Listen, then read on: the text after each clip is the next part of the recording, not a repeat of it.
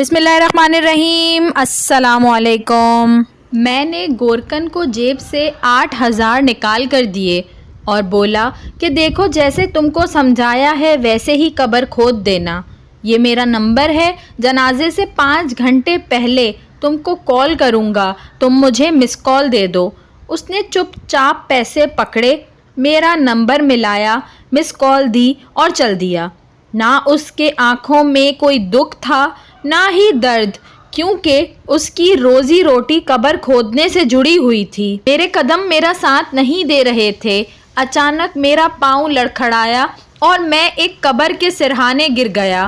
ہمت کر کے اٹھا تو قبر کے خطبے پر بڑا بڑا نام رانا امیر علی درج تھا، جس کے سرہانے سے بارش کا پانی اندر جا کر تباہی مچا چکا تھا۔ قبر مکمل بیٹھ چکی تھی۔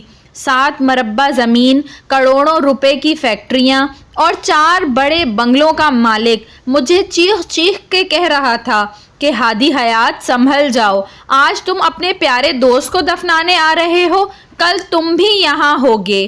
مجھے یاد ہے کہ کالج کے زمانے میں ایک دوست کی فوتگی کی جھوٹی خبر ملی تو بھاگتے بھاگتے اس کے گھر پہنچا۔ جب سامنے اس کو صحیح سلامت دیکھا تو آنکھوں سے خوشی کے آنسو نکل پڑے۔